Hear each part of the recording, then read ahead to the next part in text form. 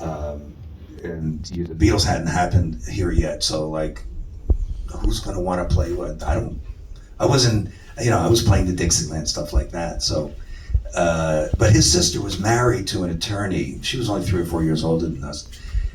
And this was in 1976, and I got a call he was one of my good friends, this guy David, who said, yeah, I got this guy who's writes these great sort of Broadway sort of songs, and this, guy named Loaf, who's a singer. Come up to this little rehearsal studio and tell me what you think of this, because I think they're really great. And this lawyer, this friend of mine, David Sonnenberg, who went on to create the whole Meatloaf thing and manage Meatloaf, and Jim, he always wanted to be on Broadway. He was a sort of Broadway type singer, but he was went to Harvard, became a lawyer. So I went up to this little studio on 57th Street, and there's Meatloaf, Jim Steinman, and Ellen Foley.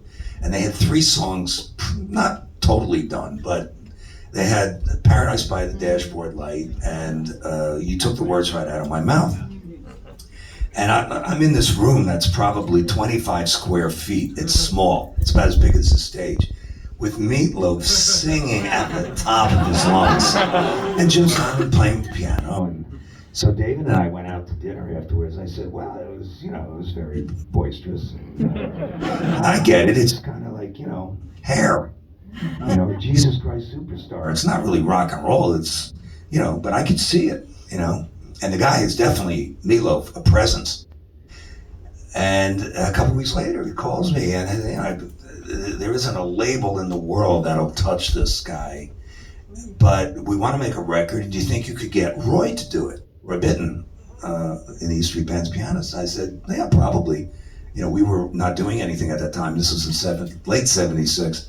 So I asked Roy, and he didn't know Steinman or any of these people. And I said, my friend David, blah, blah, blah. And so it ended up Roy and I going up to Woodstock, New York, to rehearse with, now they had 6 songs, right?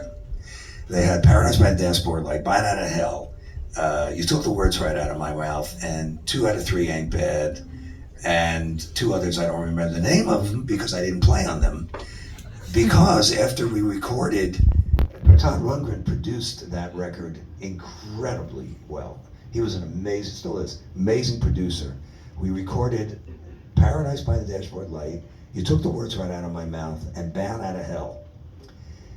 I came in the next day to record 2 out of 3 Ain't Bad, and my drums were boxed up outside the studio door. That's how I found out that Todd Rundgren fired me. So all along, he said he was the producer of Last Resort.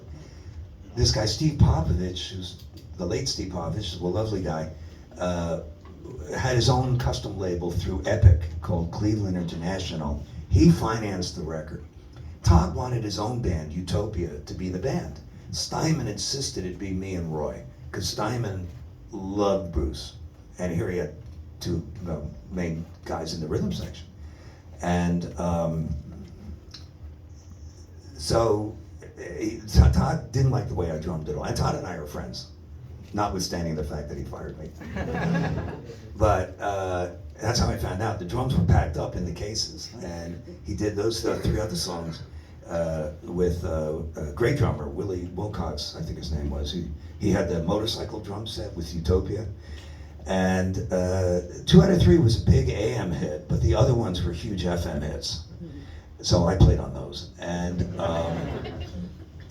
I got $1,000. Sold 50 million records. Did I get a bonus? No! That's a whole other story. But Jim was really a genius, and the direction to me was, I want you to play like a 14-year-old. Just go wild.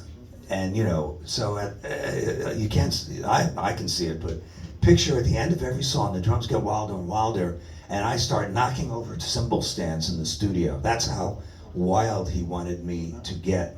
I also have the distinction of playing a Jim Steinman song that was the only unsuccessful record Barbra Streisand ever did. It was called Left in the Dark. That's pretty distinctive. She had a pretty damn good track record. So that's Jim Steinman, lovely guy, rest in peace. Eccentric, just a very unbelievably smart guy. You know, just what I loved about Jim was, and I did a lot of recording with Jim on his solo record and other stuff, Bonnie Tyler, Air Supply. I said he kept rewriting the same song. And what I loved about him is when Bad on the Hill was such a success, he wrote all the songs. He suddenly became extraordinarily wealthy. And he'd be in the studio, he'd order a pizza and then take out a $2,000 bottle of red wine. Right? I mean, just eccentric like that. And he looked eccentric, and he lived in like, Edgar Allan Poe could have lived in his house. So, lovely guy, great memories of Jim. Oh, that's beautiful. Now, to finish this section of my questioning, before we throw it open to the audience, who I'm sure have a zillion questions, can I finish by just asking a very simple question? All you need is love?